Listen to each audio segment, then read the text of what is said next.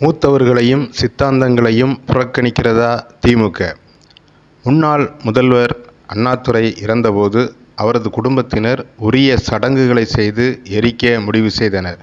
அப்போது கருணாநிதிதான் அண்ணாதுரை ஒரு குடும்பத்துக்கு சொந்தமானவர் அல்ல, அவர் ஒரு மாநிலத்திற்கே சொந்தமானவர் என்று கூறி அண்ணாதுரையின் உடலை மெரினா கடற்கரையில் அடக்கம் செய்து அங்கிருந்து திராவிட சித்தாந்தங்கள் அடுத்த தலைமுறைக்கு பரவும்படி நினைவிடத்தை அமைத்தார்.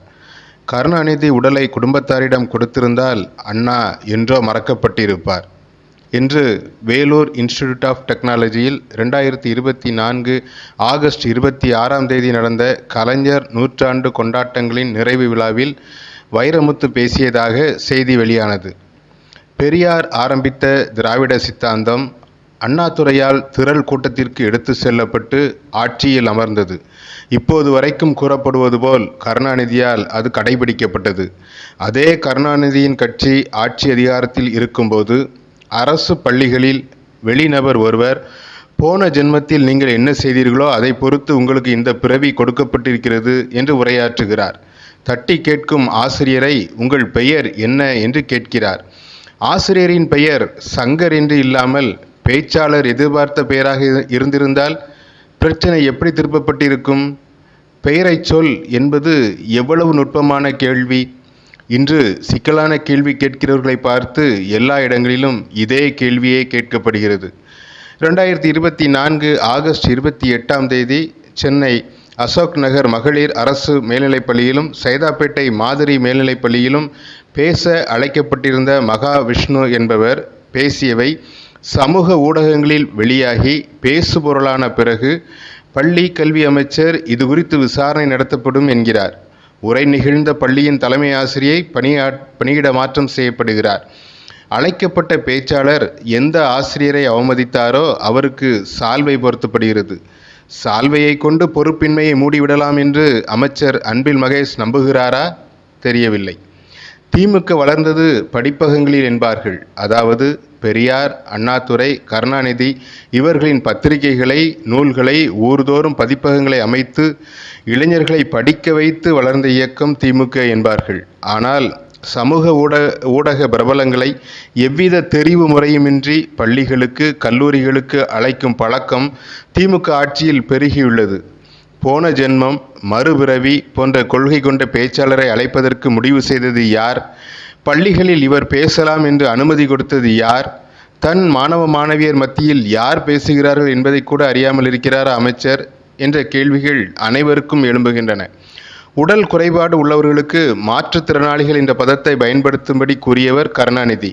ஆனால் முற்பிறவியில் செய்த பாவத்தினால் கையில்லாமல் காலில்லாமல் மனிதர்கள் பிறக்கிறார்கள் என்று பேசக்கூடிய பேச்சாளருக்கு இன்று திமுக அரசாங்கம் பள்ளிகளை திறந்து தருகிறது.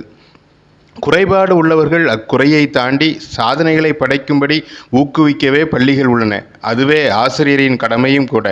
நீ முற்பிறவியில் செய்த பாவத்தால் இப்பிறவியில் இப்படி இருக்கிறாய் என்று கூனி குறுகச் செய்யும் பேச்சுகளை பேசுவதற்கான மேடைகள் அல்ல பள்ளிகள். அறிவியல் அடிப்படையில் கேள்விகள் கேட்கவும் சிந்திக்கவும் கற்றுக் கொடுப்பதே கல்வி. தர்க்க ரீதியான வினாக்களை எழுப்ப பயிற்றுவிப்பதே ஆசிரியரின் கடமை. எம்ஜிஆர் காலத்தில் எதிர்க்கட்சியாக மட்டுமே இருக்க முடிந்த காலங்களில் திமுகவை ஒரு கட்சியாக கட்டி காப்பாற்றியது அதன் தொண்டர்களின் கொள்கை பிடிப்பும் தலைவர் கருணாநிதியின் சித்தாந்த போதனையும் தான். ஆட்சி அதிகாரத்தையும் மீறி ஒரு மாபெரும் இயக்கத்தை கட்டி காக்கும் வலிமை சித்தாந்தத்திற்கு இருந்தது. இன்று அண்ணாவின் நினைவிடம் இருக்கிறது. ஆனால் வைரமுத்து சொன்னது போல் சித்தாந்த பரவல் இருக்கிறதா? உங்கள் கொள்கைக்கு நேர் எதிர்கொள்கை கொண்ட ஒருவரை உங்கள் ஆளுகைக்குள் உள்ள பள்ளிக்குள் நீங்கள் பேச விடுவீர்கள் என்றால் எங்கேதான் அவர்களோடு சித்தாந்த போர் செய்வீர்கள்?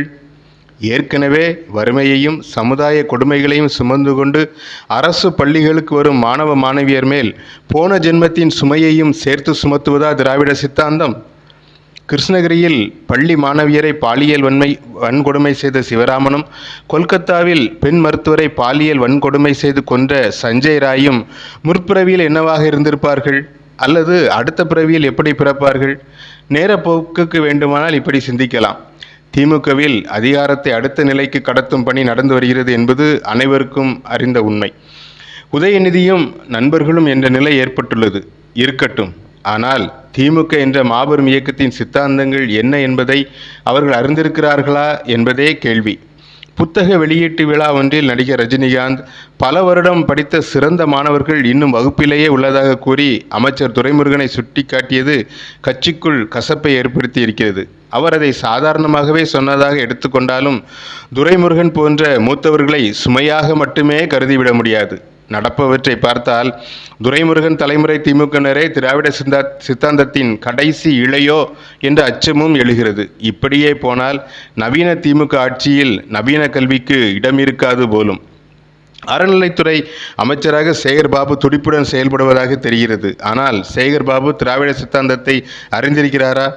முருகன் மாநாடு, சமய மாநாடு என்ற அளவில் நடத்தி கொள்ளட்டும். ஆனால் அறநிலையத்துறை சார்ந்த கல்வி கூடங்களில் சமயம் சார்ந்த போதனைகளை போதிக்க வேண்டும் என்று தீர்மானம் நிறைவேற்றுவது கருணாநிதி கடைபிடித்த பகுத்தறிவுக்கு ஏற்புடையதா என்று சிந்திப்பதற்கு சேகர்பாபுவுக்கே திமுக இன்னும் கற்றுக் கொடுக்கவில்லை. அதற்கு பிறகே உதயநிதியின் நண்பர்களுக்கு இவற்றை கற்றுக் கொடுக்க முடியும். உதயநிதி சனாதனத்தை எதிர்த்து பேசுவது என்பது இருக்கட்டும், தன் தாத்தா பண்படுத்தி தந்துள்ள நிலத்தை பறிகொடுக்காமல் பலி கொடுக்காமல் எச்சரிக்கையாக இருந்தால் போதும்.